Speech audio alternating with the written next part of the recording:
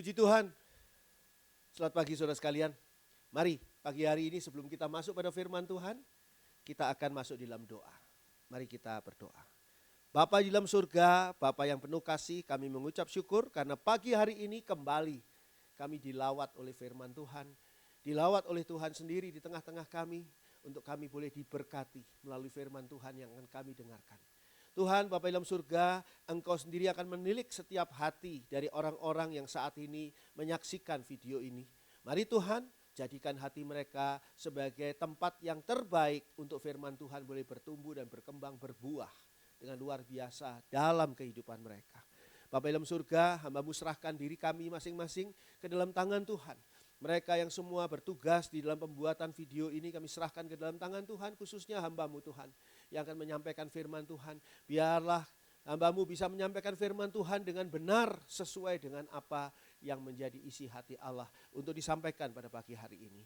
Kami mohonkan urapan kuasa Roh Kudus-Mu turun ya Tuhan atas mereka yang menyaksikan video ini dan atas kami semua yang ada di sini. Terima kasih Bapa, terpuji nama Allah dari awal hingga akhir kami mohonkan berkat-Mu Tuhan yang khusus di dalam nama Tuhan Yesus Kristus. Terpuji nama Allah. Haleluya. Amin. Puji Tuhan. Saya ingin memberitahukan kepada saudara sekalian bahwa hari ini ada perjamuan kudus. Caranya adalah bagi saudara yang ingin mendapatkan perjamuan kudus, saudara nanti ini, hari ini, yaitu tanggal 3 Mei ini, saudara datanglah ke gereja. Datang ke gereja antara jam 10 sampai dengan jam 1 siang. Saya akan menunggu saudara di gereja antara jam 10 sampai dengan jam 1 siang untuk memberikan perjamuan kudus secara pribadi kepada saudara yang datang. Kenapa kok begitu lama waktunya? Karena tentunya mungkin saudara tidak akan datang bersama-sama sehingga kita tidak menjadi satu gerombolan orang di gereja. Tapi mungkin yang datang nanti bergiliran. Setelah selesai perjamuan kudus, saudara bisa pulang. Saya akan doakan saudara secara khusus dan saya akan melayani saudara secara khusus untuk perjamuan kudus. Jadi datanglah nanti hari ini nih. Hari ini tanggal 3 Mei 2020 jam 10 sampai dengan jam 13 jam 1 siang saya tunggu di gereja untuk perjamuan kudus bagi saudara yang merasakan membutuhkan sungguh-sungguh akan perjamuan kudus, bagi saudara yang sungguh-sungguh merasa betapa pentingnya menerima perjamuan kudus, ayo datanglah dan saudara akan menerima perjamuan kudus yang khusus pada hari ini. Ya, saudara pernah tidak menunggu, bukan menunggu di tempat tunggu dokter misalnya bukan, atau menunggu giliran nomor saudara di bank bukan, tapi menunggu dijemput pernah enggak?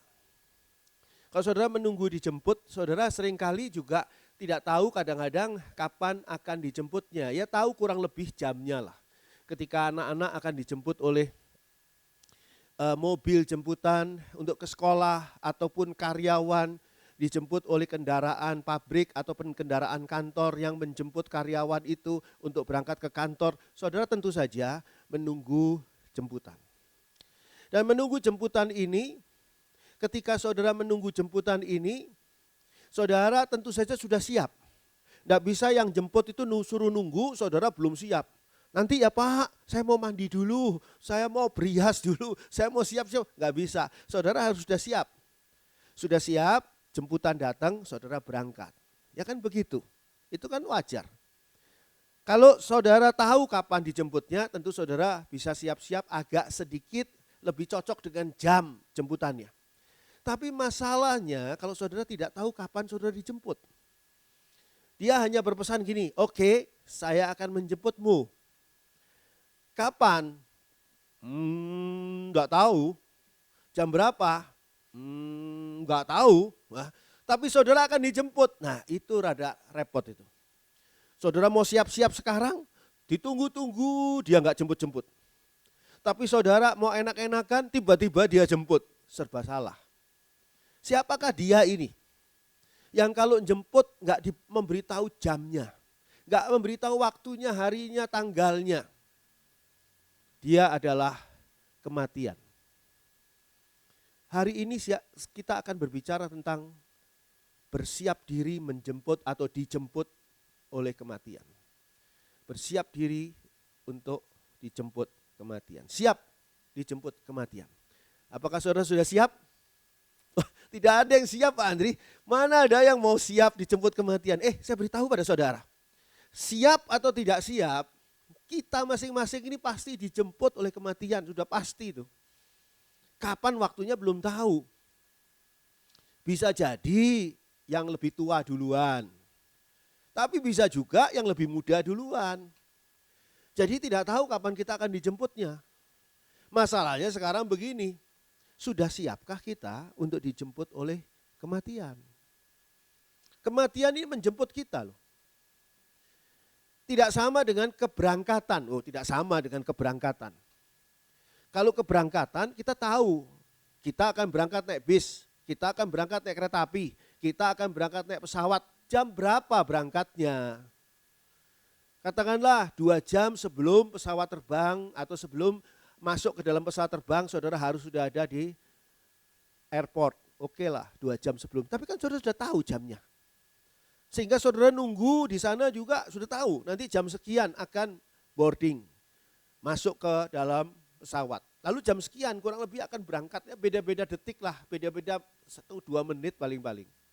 Tapi kira-kira jam itu namanya keberangkatan. Kalau keberangkatan kita sudah tahu. Tapi kalau penjemputan, apalagi yang tidak diberitahukan waktunya, seperti yang namanya kematian, itu agak sulit memang. Saya ingin mengajak saudara membaca Mazmur. Mazmur 89 ayat 49. Mazmur 89 ayat 49. Mari. Mazmur 89 ayat 49. Siapakah orang yang hidup dan yang tidak mengalami kematian, yang dapat meluputkan nyawanya dari kuasa dunia orang mati? Kematian itu adalah keniscayaan. Kematian itu adalah kepastian bagi semua orang yang pernah lahir. Apakah saudara ingin tidak mati? Apakah saudara ingin tidak pernah mati? Saya beritahu jalannya. Caranya adalah jangan pernah lahir. Kalau saudara tidak pernah lahir, maka saudara tidak akan pernah mati. Orang yang mati itu karena dia pernah lahir. Kematian adalah keniscayaan. Kematian adalah kepastian. Dan akhir-akhir ini, berita kematian di Indonesia sangat ngeri. Sejak awal Maret 2020 sampai dengan kurang lebih tanggal kemarin ini, saya catat di sini 19 April 2020 diberitakan di TV, yang meninggal dunia karena virus corona COVID-19 di Indonesia sudah mencapai 582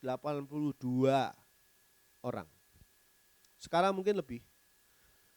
Malah berita yang saya dengar kemarin 585, udah nambah. Ini belum termasuk orang-orang yang meninggal dunia karena hal-hal lain, karena penyakit-penyakit lain. Belum termasuk orang-orang yang meninggal dunia karena kecelakaan dan lain-lain penyebabnya di Indonesia. 582 orang dari kurang lebih pertengahan April lah. Awal Maret lah sampai pertengahan April. Berarti kurang lebih kalau dihitung-hitung 13 orang per hari. 13 orang per hari. Kalau dilihat di seluruh dunia, tanggal-tanggal kemarin, tanggal 18-an, 19-an, itu 163.000 yang meninggal dunia karena COVID-19 saja. Kira-kira 3.600 orang per hari di seluruh dunia. Saudara bisa bayangkan ini kengerian yang luar biasa. Ini khusus COVID-19. Belum meninggal dunia karena yang lain-lain. Jadi akhir-akhir ini kematian tuh, yang namanya kematian lebih sibuk bekerja. Jemput sana, jemput sini, jemput sana. Jemputannya banyak sekarang. Orderan jemputan kematian meningkat. Adakah dia akan menjemput saudara atau saya? Saudara mungkin bilang, oh jangan dulu Pak Adri. Saya masih banyak hal yang, ya memang orang umumnya nggak ada yang mau meninggal ya. Umumnya nggak ada orang yang mau meninggal. Kecuali yang orang putus asa ya, utangnya sudah banyak sekali gitu, terus dikejar-kejar orang, udahlah daripada kayak gini meninggal aja, itu putus asa. Tapi yang normal-normal kalau bisa panjang umurnya. Banyak hal yang belum pasti dalam kehidupan kita manusia. Apa itu yang belum pasti? Kesuksesan, belum pasti loh. Orang yang punya semangat buat sukses, orang yang berjuang buat sukses, belum tentu sukses. Kesuksesan belum pasti. Kebahagiaan belum pasti. Semua orang yang menikah inginnya bahagia. Apakah pernikahan itu setelah berusia 20 tahun ke atas bisa dikatakan bahagia? Wallahu alam. Sudah pakai bahasa asing saya. Kesehatan itu belum pasti. Kadang-kadang saudara sehat, kadang-kadang saudara bangun tidur sudah ngerasanya wah pinggang, punggung sakit. Kayaknya itu salah, saya ini salah bantal, yang disalahkan bantal. Padahal dia sakit sendiri. Kesehatan belum pasti. Yang belum pasti juga masih banyak hal, semua serba belum pasti. Usaha saudara pasti sukses, belum pasti, semua belum pasti. Tapi kematian adalah kepastian. Saudara tidak perlu mengupayakan, tidak perlu merencanakan, enggak perlu. Diam aja saudara, di hidup saudara, pasti mati. Kepastian bagi seluruh manusia adalah kematian. Tidak bergantung siapa dia. Tidak bergantung tingkat ekonominya, mau kaya, mau miskin. Apakah dia itu adalah orang yang pendidikannya rendah ataupun dia yang gelarnya banyak, pendidikannya tinggi. Atau dia orang yang tidak terkenal atau orang yang sangat dikenal, semuanya akan masuk dalam kematian.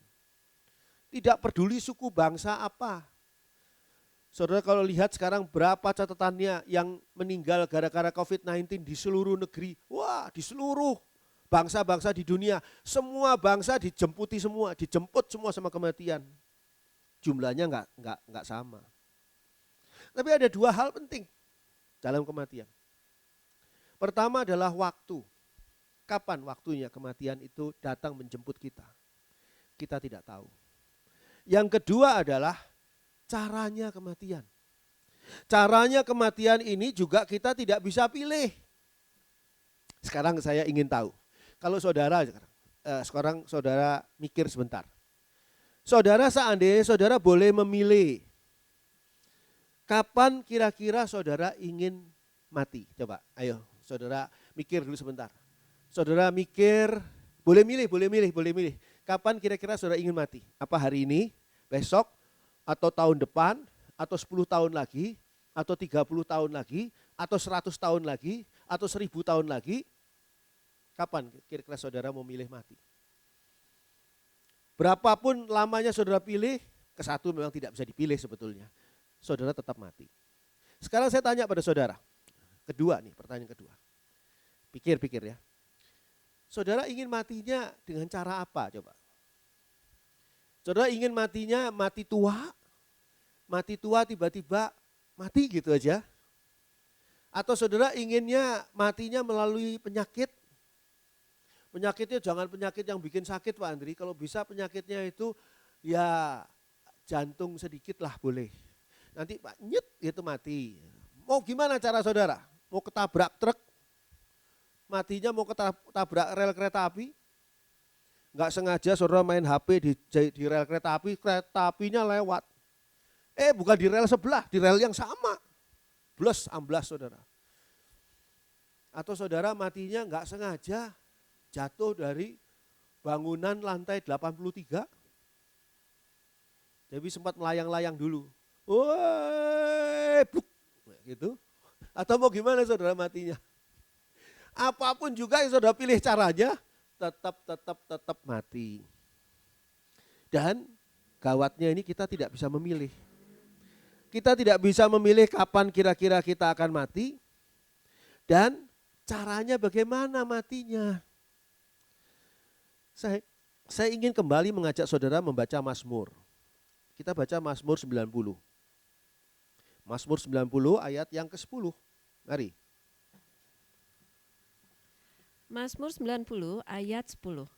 Masa hidup kami 70 tahun dan jika kami kuat 80 tahun. Dan kebanggaannya adalah kesukaran dan penderitaan. Sebab berlalunya buru-buru dan kami melayang lenyap.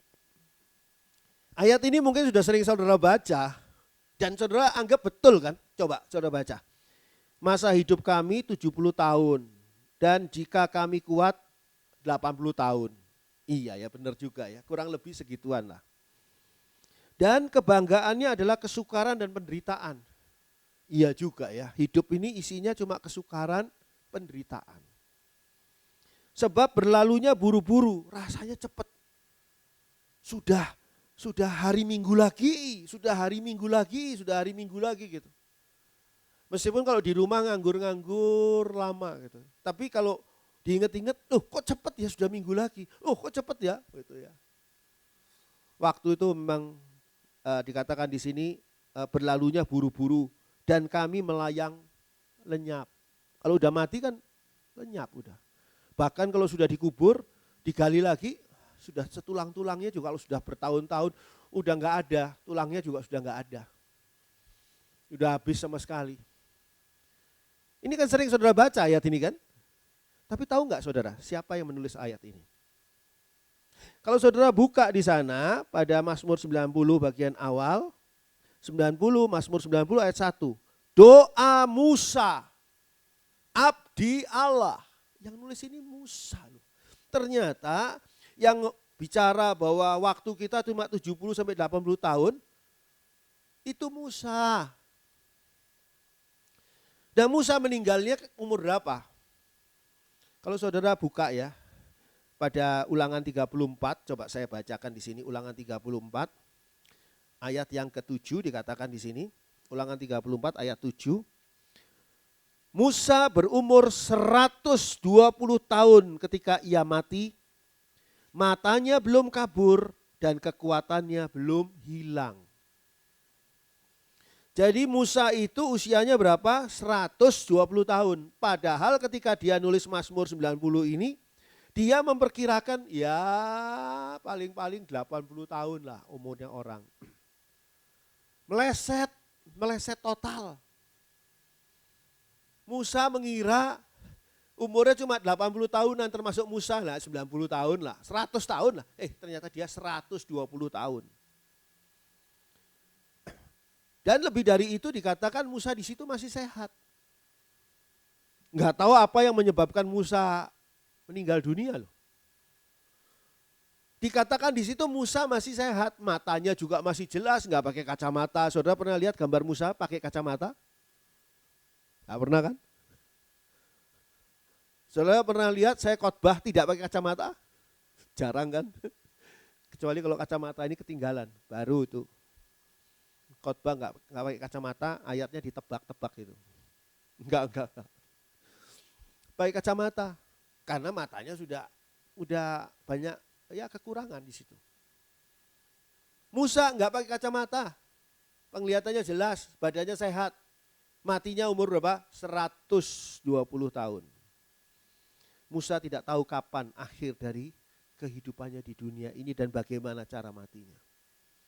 Sehingga kematian itu datang sebagai jemputan, bukan sebagai keberangkatan. Keberangkatan kita tahu jadwalnya, jemputan apalagi yang tidak diberitahu kapan jemputnya, ini yang susah. Pertanyaannya, apakah kita sudah siap ketika dijemput oleh kematian? Sehingga Musa meminta kepada Tuhan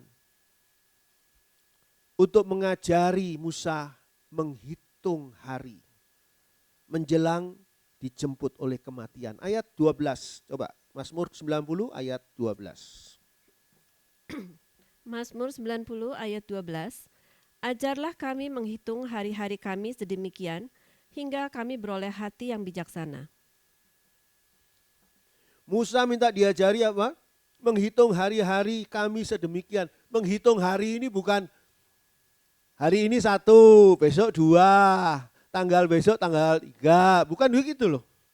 Itu namanya bikin Tuhan itu sebagai guru matematika, bukan. Menghitung hari-hari itu untuk menyadari betapa tinggal sedikit lagi, semakin hari semakin sedikit untuk segera dijemput oleh kematian. Jadi salah kalau nyanyi ketika saudara ulang tahun, pakai kue tart, pakai lilin, karena saking banyak umur saudara sudahan, lilinnya sudah enggak ada, jadi tinggal diganti satu aja. Untuk mewakili umur saudara yang banyak itu. Terus nyanyi, panjang umurnya, panjang, salah. Harusnya sudah semakin pendek kuotanya. Kuota kita tuh tiap kali ulang tahun tuh jangan gembira, yang gembira tuh orang-orang itu karena dia akan makan kue kita, betul enggak? Kitanya harus sadar, loh saya sudah nambah setahun lagi. Jangan mikir, waduh gue tambah tua, terus ke cermin, peot enggak ya, turun enggak ya pipi gue ya. Kulit saya belang enggak ya, dulunya mulus kok sekarang belang-belang ini ya. Kucing sebelah tetangga juga belang-belang, ini kok kayak kucing ini. Jangan mikir gitu. Mikirnya, loh waktu saya tuh tinggal sedikit Tuhan. Sebentar lagi ini penjemputnya datang loh. Penjemputnya namanya kematian. Kapan? Belum tahu. Siapkah kita untuk dijemput oleh kematian? Itu sebabnya Musa meminta pada Tuhan untuk ayat 12. Ajarlah kami menghitung hari-hari kami sedemikian. Hingga kami beroleh hati yang bijaksana. Orang yang punya hati bijaksana adalah orang yang menghitung hari-hari sisa hidupnya. Bukan karena putus asa, bukan. Tapi karena sadar penuh, saya akan dijemput oleh kematian. Sudah siapkah saya? Kopernya sudah siap belum? Visanya? Ada orang yang menyiapkan ini kematian tuh nyiapkan apa?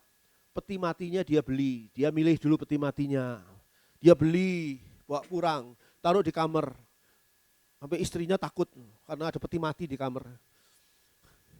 Atau dia siap-siapkan dengan segala nanti kalau mati mau kayak gini, mau kayak gitu.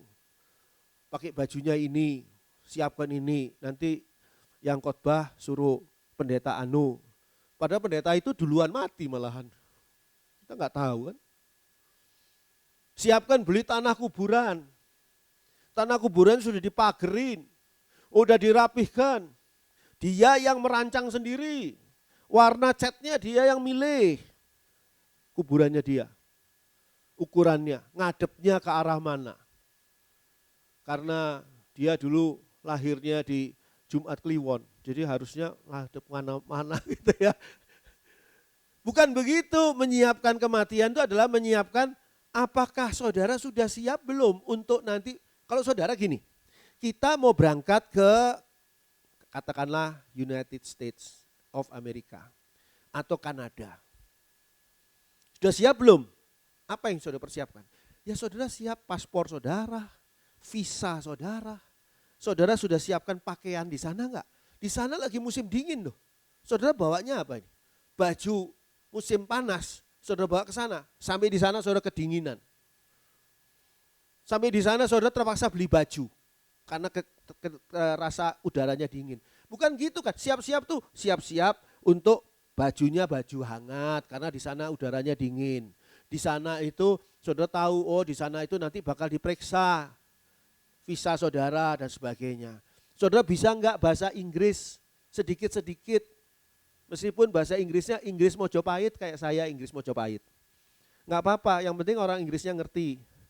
Ngerti bahwa saya tidak bisa bahasa Inggris gitu maksudnya. Siap enggak saudara? Siap enggak saudara nanti setelah meninggal di sana tuh, setelah saudara dijemput kematian, di sana tuh saudara apa? Ngapain? Apa yang ditanya di sana? Sudah siap enggak saudara nanti di sana menghadapi satu hidup yang kekal? Hidup yang kekal cuma ada dua tempat. Apakah neraka, tempat penghukuman orang berdosa, atau di surga, tempat orang yang diselamatkan oleh Tuhan Yesus.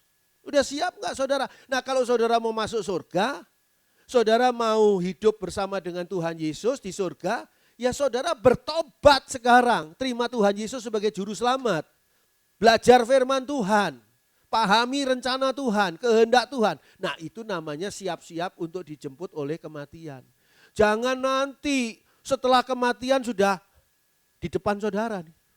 Sudah tinggal berapa detik lagi. Kematian, sudah datang kematian, sudah kelihatan di depan saudara. Saudara lagi tidur di ranjang rumah sakit, kematian sudah di depan saudara. Ayo, berangkat yuk. Kematian sudah begitu. Saudara di sini baru, aduh jangan. Aduh Tuhan, tolong saya Tuhan. Panggil pendeta suruh doain saya. Aduh ini. Itu orang meninggalnya itu juga mencicil. Matanya tuh nggak mau berangkat soalnya. Tapi kematian nggak bisa nunggu. Tetap kamu harus berangkat sekarang nih. Udah jamnya. Kematian tuh nggak pernah terlambat loh.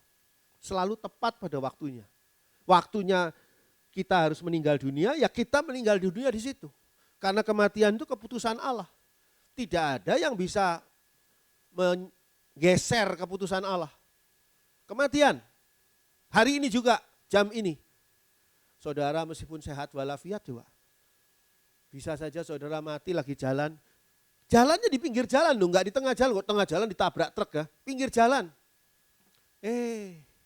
Enggak taunya dari bangunan lantai atas itu. Ada bagiannya yang entah kenapa kegeser, roboh. Melayang, saudara jalan di bawahnya. Bruk aja.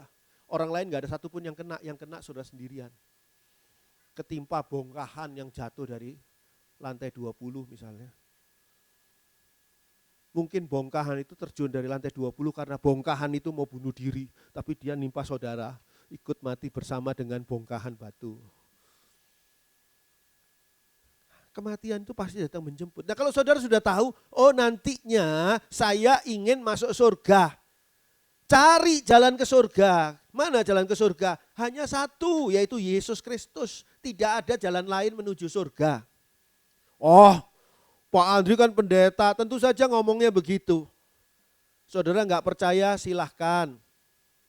Nanti saudara mati, setelah kematian saudara tidak nemu jalan ke surga. Baru saudara ingat, oh iya benar ya kata pendeta Andri. Nanti kan gitu. Tapi ya sudah terlambat, saudara nggak bisa balik lagi. Percaya sekarang, kalau nggak percaya sudah. Oh bukan saya yang rugi, kalau saudara tidak percaya apa saya rugi? Nggak rugi. Yang rugi adalah saudara yang tidak percaya bahwa Yesus Kristus satu-satunya juru selamat yang memindahkan kita untuk tujuan neraka menjadi tujuan surga. Oleh darahnya yang kudus di atas kayu salib. Percaya Yesus, jalani firman Tuhan Yesus, saudara siap untuk kematian. Saya sudah percaya Yesus Pak Andri. Puji Tuhan saya percaya Yesus. Tapi kalau hidup saudara tidak sesuai dengan firman Tuhan Yesus, sama saja. Saudara percaya Tuhan Yesus tidak ada gunanya kalau saudara tidak jalani firman Tuhan. Persiapkan hidup saudara. Hitung hari-hari saudara yang tinggal sedikit. Untuk apa? Untuk bertobat. Mulai mengikut Yesus, menjalani firman Tuhan Yesus dengan serius. Gak main-main. Dengan serius. Jangan saudara enak-enakan sekarang. Nonton video khotbah pakai piyama, pakai celana pendek ya kan? Belum mandi, belum apa. Coba kalau ke gereja, rapi ya kan. Sekarang kan enak-enakan gitu. Ya boleh sih gak apa-apa. Tapi hati saudara nyembah Tuhan enggak? Hati saudara terbuka enggak untuk firman Tuhan? Sadar enggak saudara? Berhenti melakukan dosa. Berhenti hidup dalam dosa. Dosa apapun juga. Dosa itu akan membawa saudara ke dalam neraka. Sekarang waktunya bertobat. Bukan nanti. Efesus 5, yuk kita baca yuk. Efesus 5 ayat 15 sampai 17.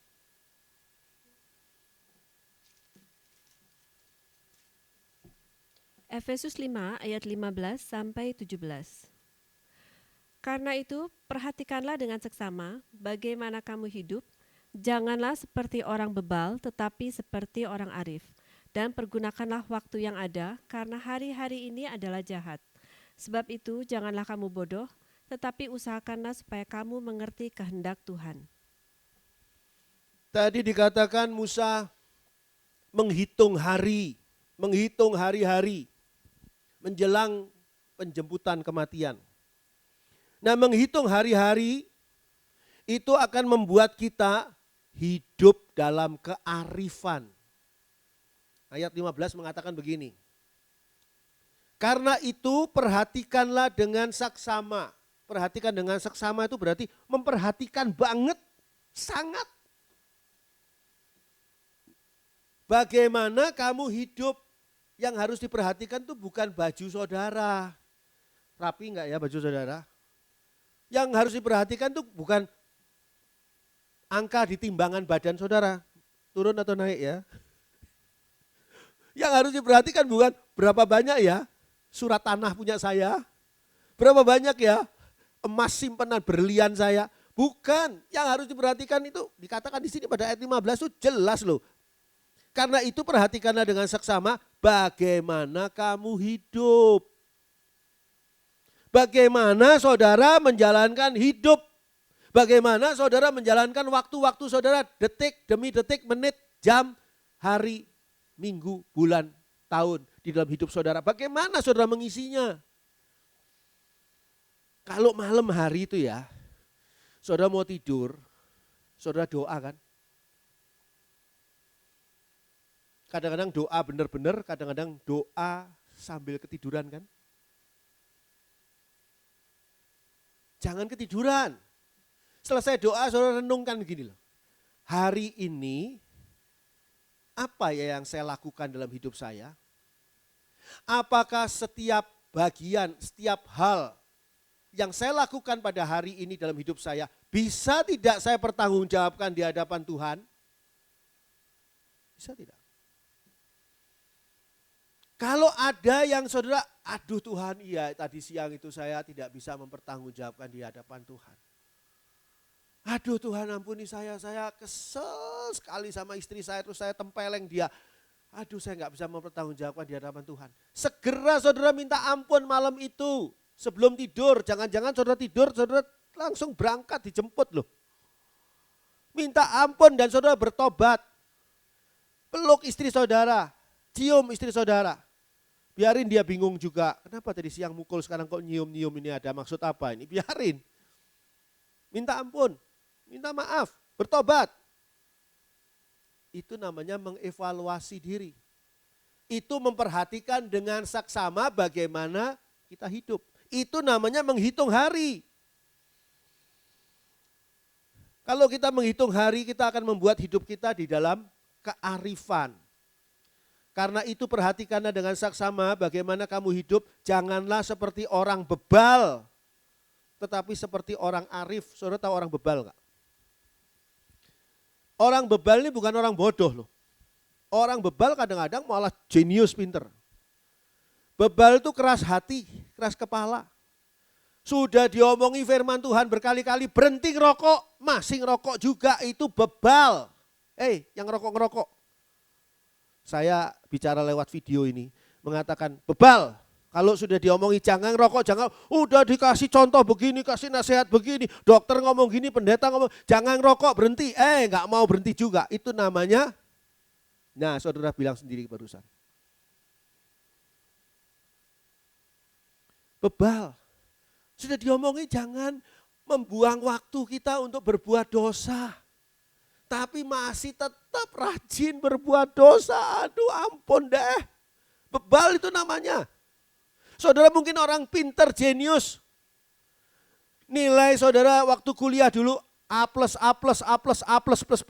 Wah banyak sekali plusnya. A semua. Jenius saudara.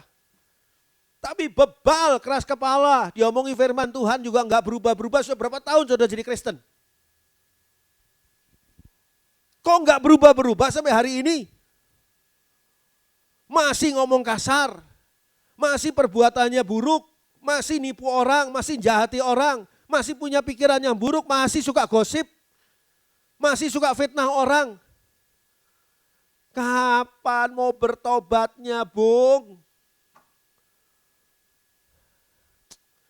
Aduh, ini sudah hampir dijemput loh oleh kematian. Kok masih belum siap-siap juga? Aduh. Mama saya dulu suka marah loh. Kalau saya mau dijemput oleh om saya jemput mau ngajak saya nonton tinju. Dulu tuh saya seneng sekali, sampai sekarang juga masih seneng nonton tinju. Di Malang, di Surabaya. Apalagi kalau pemain ininya tinjunya itu favorit saya. Ya, dulu ada Wongso Suseno, saudara tahu ya. Kalau yang suka tinju pasti tahu. Itu orang Malang, tuh arek Malang itu. Saya mau dijemput oleh om saya nonton tinju. Dan sayanya masih leyeh-leyeh. Belum siap. Tiduran dulu, memperpanjang badan saya dulu di atas tempat tidur. Mama saya marah. Jadi ini sebentar lagi om kamu datang. Udah bagus om kamu mau ngajak kamu nonton tinju. Kamunya kayak gini. Dimarahi. Karena apa? Belum siap. Saya cepet-cepet ganti baju. Cepet-cepet siap-siap nungguin om saya. Dan zaman dulu kalau nunggu itu belum ada mainan HP, kalau sekarang kan mainan HP. Kalau dulu nunggu itu gangguin kakak saya. Kakak saya perempuan tuh lagi kerja, lagi gangguin sama saya. Nah itu sambil nunggu hobinya gitu. Jadi ada hiburannya juga. Dan itu adalah nunggu jemputan. Sekarang ini yang ngomelin bukan mama saya. Yang ngomelin saudara dan saya, ini bukan mama saya. Yang ngomelin itu firman Tuhan. Ayo siapkan dirimu untuk dijemput oleh kematian. Caranya kita nggak tahu, waktunya kita belum tahu. Tapi sudah pasti. Hiduplah sebagai orang-orang yang arif, artinya hidup dengan cara bijaksana. Seperti tadi dikatakan pada Mazmur 90 ayat 12 tadi. Menghitung hari supaya memperoleh hati yang bijaksana. Hidup dengan cara bijaksana. Hidup dengan kearifan itu hidup dengan cara bijaksana. Yaitu tentang bagaimana kita menggunakan kuota waktu kita yang tersisa. Waktu kita ini makin lama makin habis loh. Tiap hari kita juga belajar itu. Handphone kita, ya, gadget kita, kalau kita pakai itu lama kelamaan kelistrikannya makin hari makin lama makin habis. Sebentar lagi harus dicas lagi karena apa? Baterainya sudah habis. Kalau habis sama sekali nggak bisa buat smartphone saudara tidak smart lagi. Smartphone itu jadi smart itu karena apa? Karena ada listriknya. Kalau nggak ada listriknya, baterainya habis, nggak smart. Mungkin dumb phone. Benar ya, dumb phone, benar nggak ya?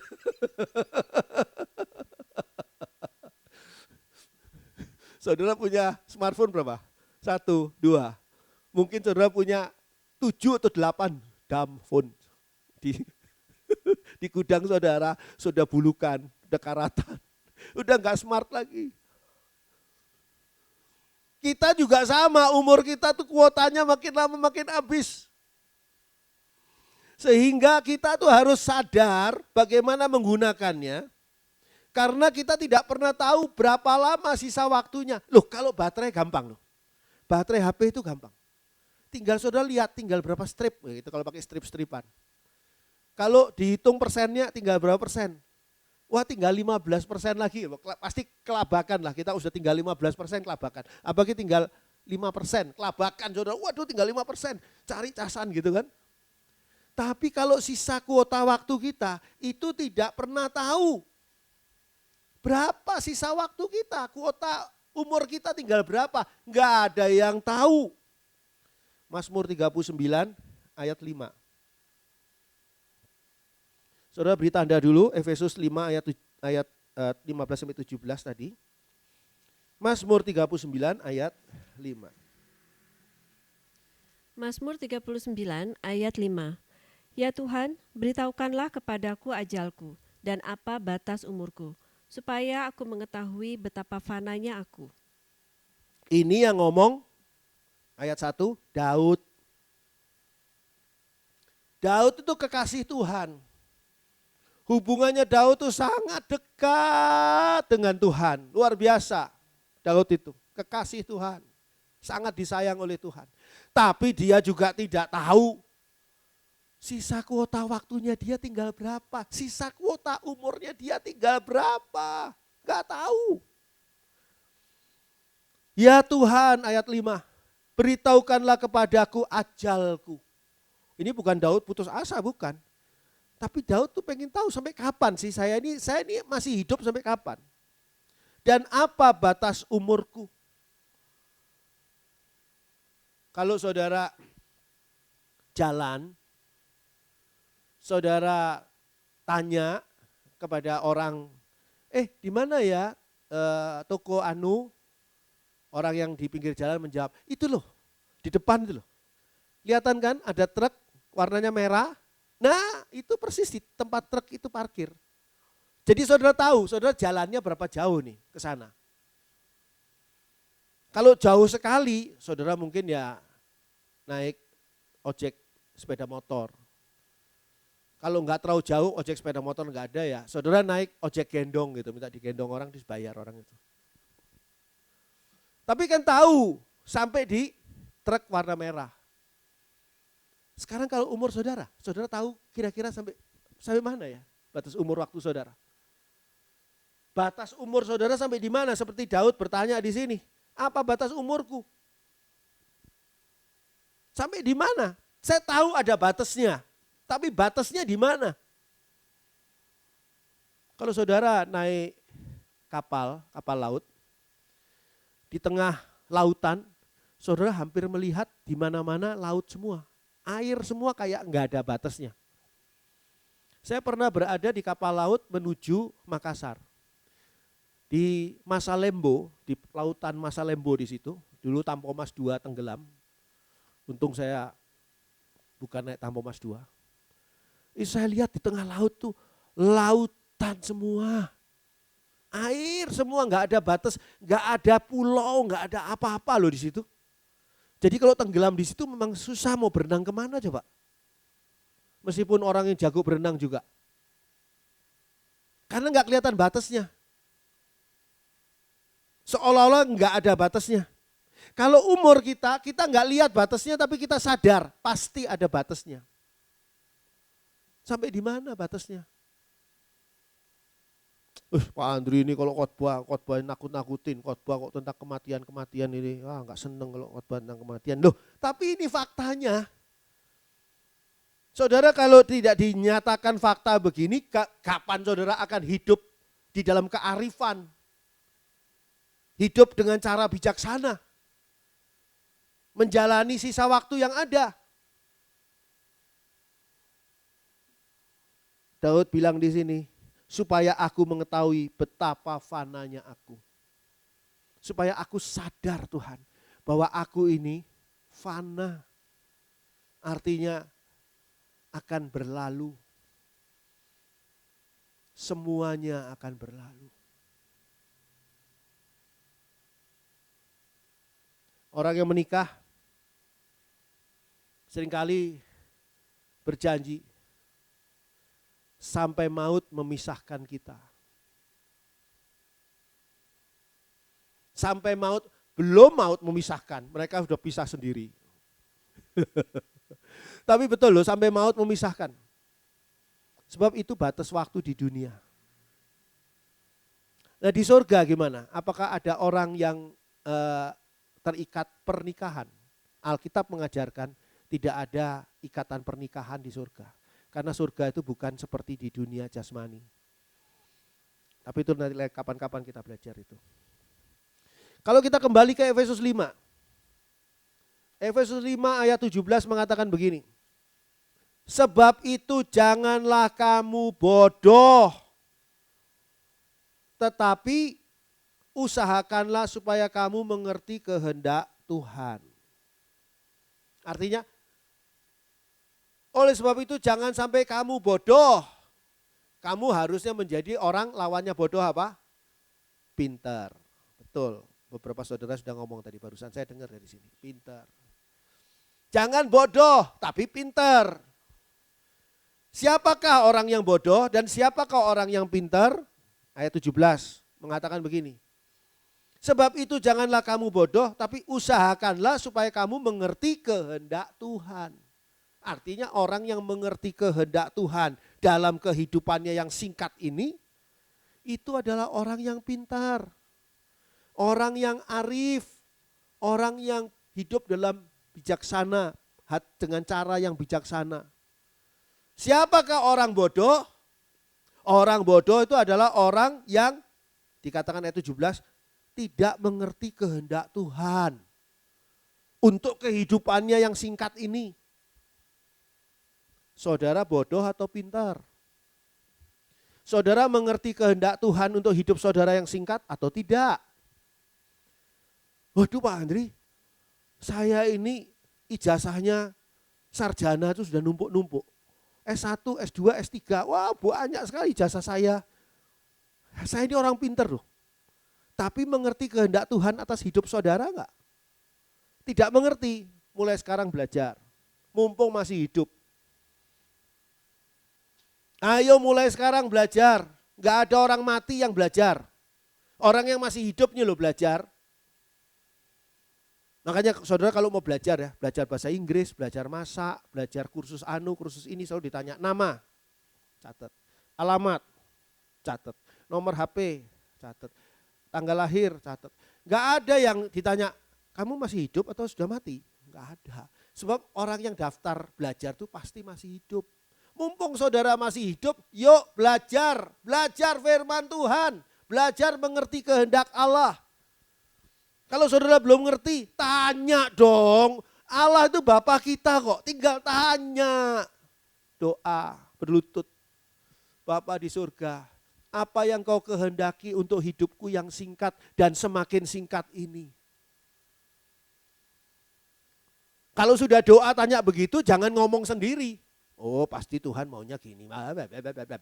Jangan, diam. Diam dengarkan firman Tuhan. Nanti saudara akan dapat, oh Tuhan mau supaya kamu itu bertobat.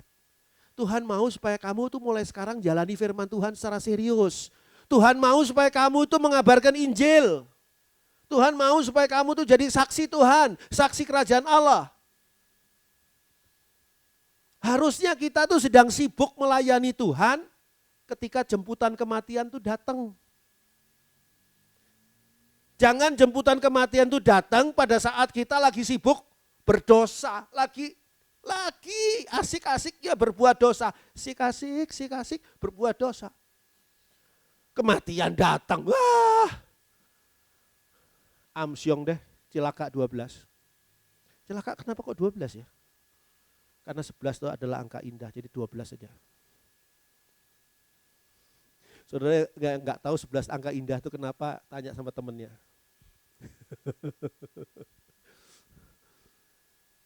Kita harus tahu apa kehendak Tuhan untuk hidup kita ini loh. Saya pernah bertanya pada Tuhan, Tuhan, apa yang menjadi keinginanmu untuk hidupku? Jadilah hambaku, kata Tuhan. Ajari semua orang untuk menjadi muridku. Kamu harus menjadi seorang hamba Tuhan, harus menjadi seorang pendeta. Saya dulu bukan pendeta loh.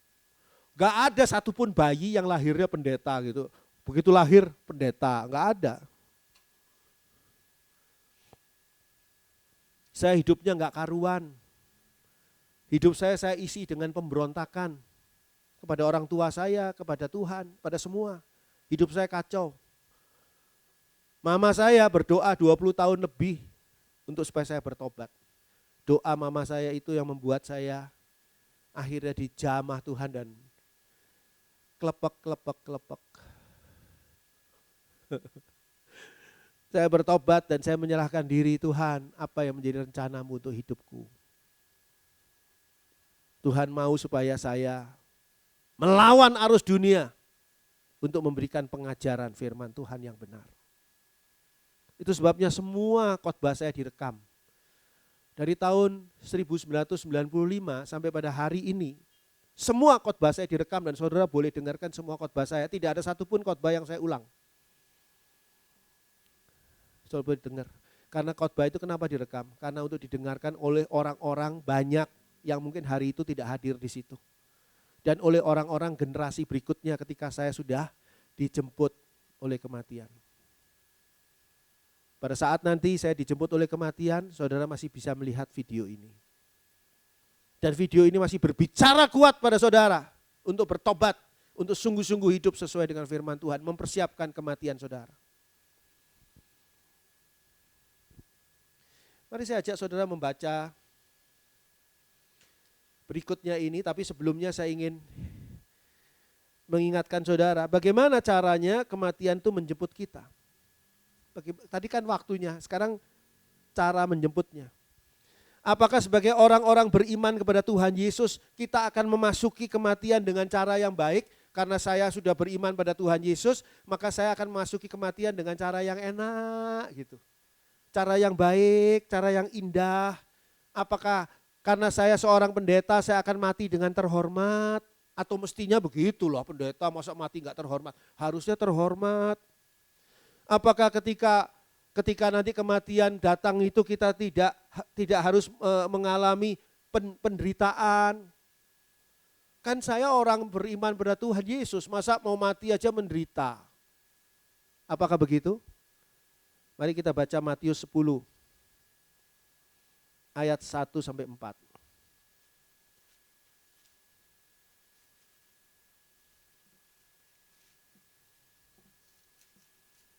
Matius 10 ayat 1 sampai 4. Yesus memanggil ke-12 muridnya dan memberi kuasa kepada mereka untuk mengusir roh-roh jahat dan untuk melenyapkan segala penyakit dan segala kelemahan. Inilah nama ke-12 rasul itu. Pertama Simon yang disebut Petrus dan Andreas saudaranya, dan Yakobus anak Zebedius dan Yohanes saudaranya, Filipus dan Bartolomeus, Thomas dan Matius pemungut cukai, Yakobus anak Alfeus, dan Tadeus, Simon orang Zelot, dan Yudas Iskariot yang mengkhianati dia. Ke-12 murid Yesus ini adalah orang-orang yang beriman kepada Tuhan Yesus Kristus, termasuk Yudas loh. Dia beriman kepada Yesus. Kalau enggak dia enggak mungkin ngikuti Yesus kemana saja Yesus pergi.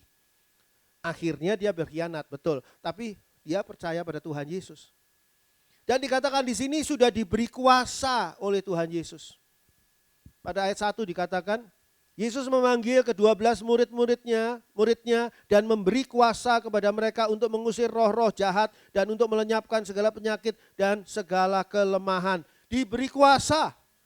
Sudah mereka beriman pada Tuhan Yesus, mereka diberi kuasa. Bahkan mereka dijadikan rasul-rasul Kristus. Jabatan yang terhormat lebih dari pendeta, rasul. Luar biasa. Tapi kita lihat bagaimana cara kematian ke-12 murid Tuhan Yesus ini. Semuanya sangat tragis. Kecuali Yohanes. Petrus di Roma, dia disalib dengan kepala di bawah. Kenapa dia di bawah kepalanya?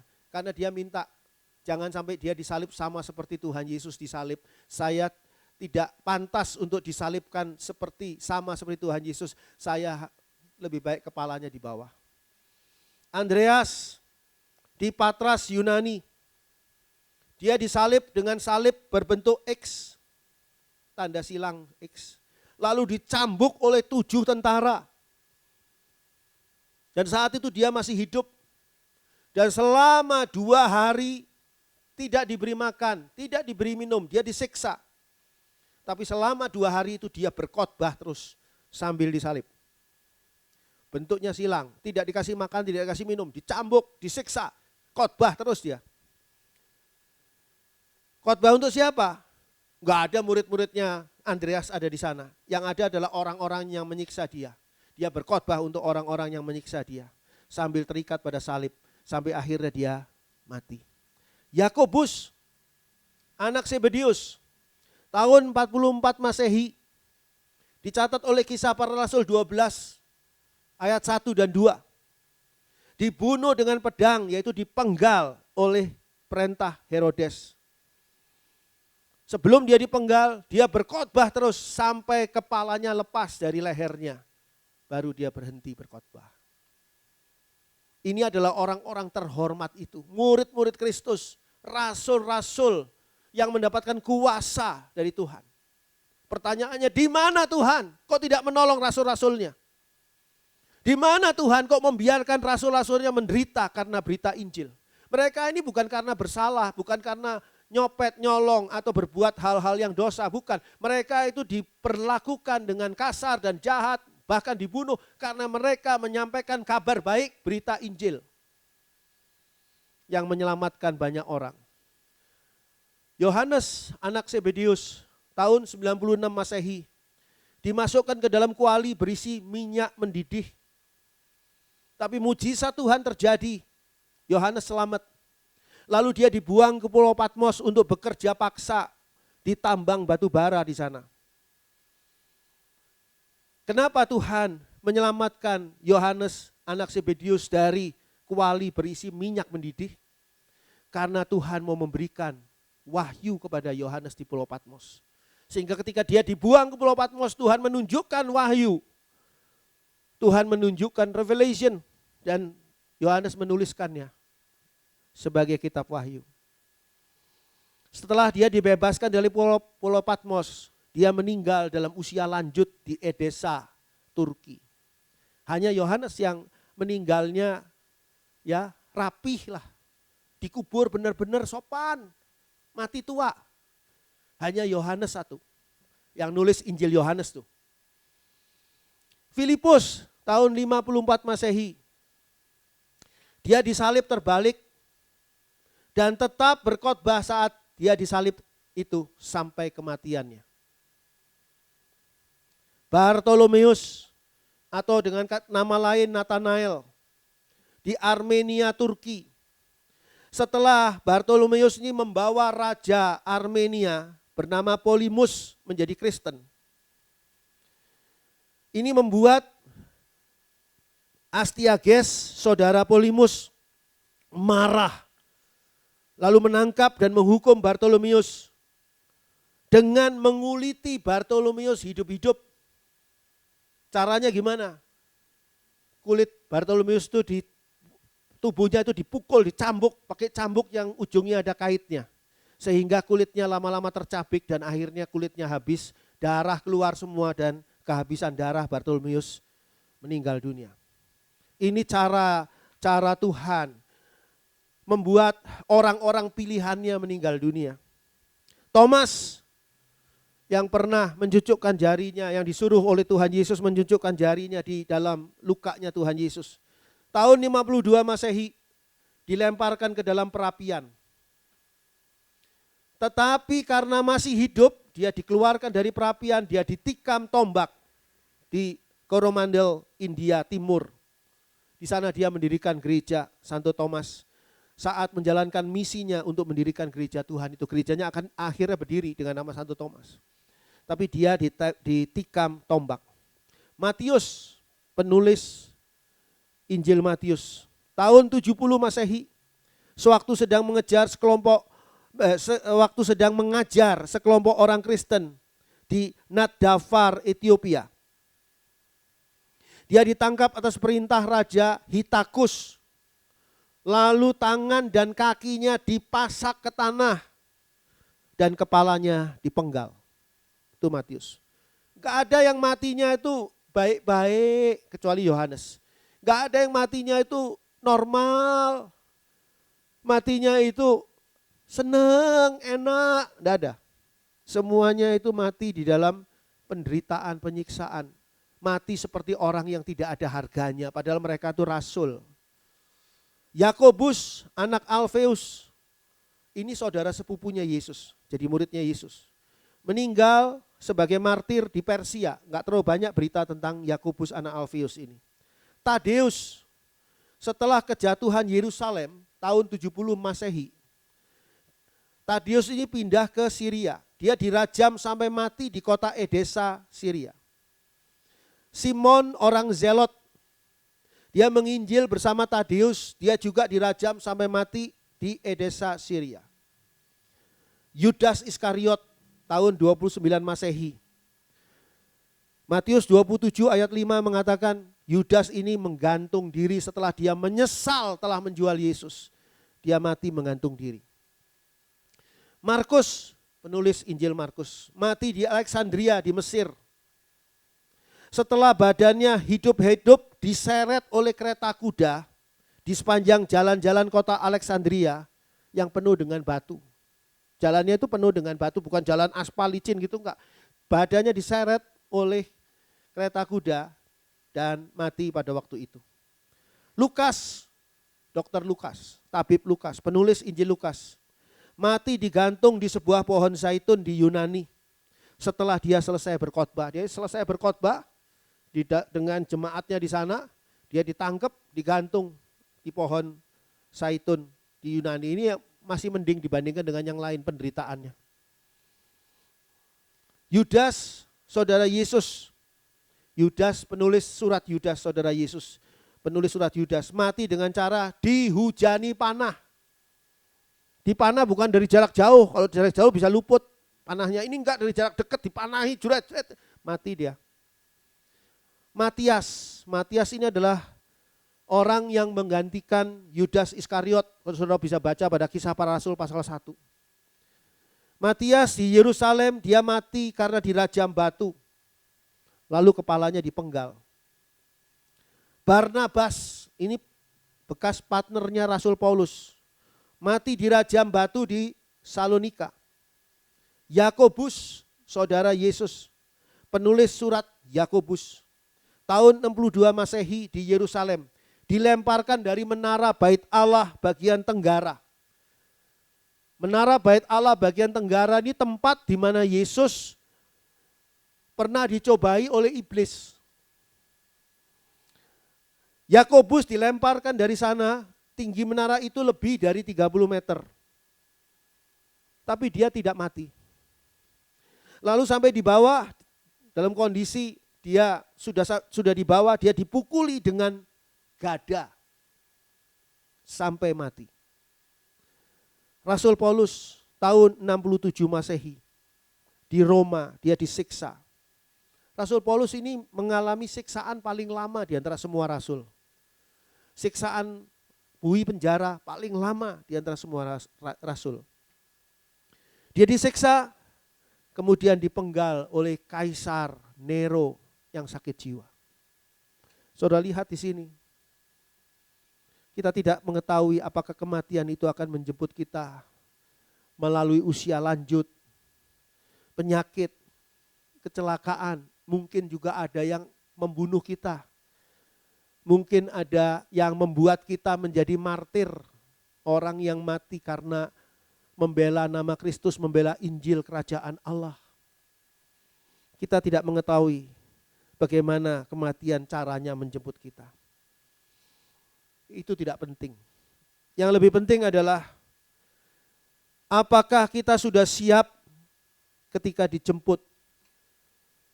Apakah kita sudah siap ketika nanti kita dijemput oleh kematian?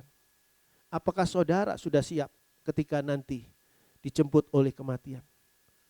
Amin, puji Tuhan. Mari kita masuk dalam doa. Bapa di dalam surga, Bapa yang penuh kasih. Kami tergetar mengetahui kematian para rasul. Siapakah kami ya Bapa? Kami tidak lebih baik dari para rasul. Kami tidak lebih hebat dibandingin para rasul. Jika para rasul itu mati dalam cara yang tragis, maka kami pun harus siap untuk dijemput kematian dengan cara tragis ataupun dengan cara apapun. Jika para rasul tidak mau menyangkal Yesus sampai pada saat kematian menjemput, maka tolong kami ya Bapa, untuk kami tidak menyangkal Tuhan Yesus sampai kematian menjemput kami. Apapun konsekuensinya, apapun resikonya, Tuhan tolong.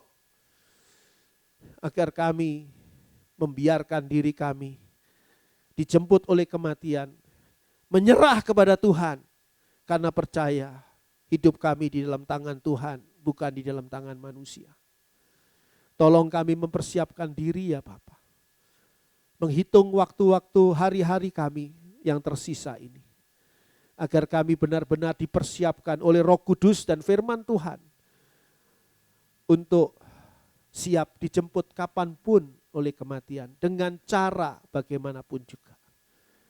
Terima kasih Bapa dalam surga. Terima kasih kalau hari ini Engkau beri kesempatan kepada kami untuk menerima perjamuan kudus. Tubuh Yesus, darah Yesus yang akan menyatu dengan kami. Itu yang memberi kekuatan kepada kami. Dan Bapa di dalam surga, kami serahkan kondisi Indonesia, kota Bandung saat ini ke dalam tangan Tuhan. Mari Tuhan, segera pulihkan negeri kami. Segera pulihkan kota kami. Beri keamanan dan kesehatan kembali. Lindungilah gerejamu Tuhan, lindungilah kami semua dari rencana jahat dan usaha jahat manusia yang akhir-akhir ini semakin banyak orang yang terjun di dalam dunia kriminal. Tuhan lindungi kami. Tuhan tolong pulihkan segera. Terima kasih Bapa dalam surga. Kami buka hati kami untuk berkat Tuhan. Dicurahkan berkat yang datangnya dari Allah. Di dalam kasih kemurahan Tuhan Yesus Kristus. Di dalam persekutuan Allah Roh Kudus yang setia menyertai kita. Sampai pada saat Tuhan Yesus datang menjemput kita semua. Membawa kita masuk ke dalam surga yang mulia, yang indah, yang kekal bersama dengan Tuhan Yesus hidup selamanya di sana. Terpuji nama Allah. Terjadilah semua ini karena kuasa Allah. Dalam nama Tuhan Yesus Kristus. Haleluya. Amin. Puji Tuhan. Sekali lagi ingin saya ingatkan kepada kita semua. Bagi saudara yang ingin mendapatkan perjamuan kudus pada hari ini. Silakan hari ini saudara datang ke gereja, yaitu sekarang tanggal 3 Mei 2020. Jam 10 sampai dengan jam 13 siang. Saya hanya buka waktu jam 10 sampai jam 13 siang. Saudara datang ke gereja, akan saya layani secara pribadi untuk perjamuan kudus. Dan saya akan doakan masing-masing orang yang akan datang. Terserah saudara, saudara mau merasa perlu dengan perjamuan kudus, saudara datang. Dan saya akan pasti melayani saudara dengan sangat khusus. Tuhan Yesus memberkati kita. Puji Tuhan.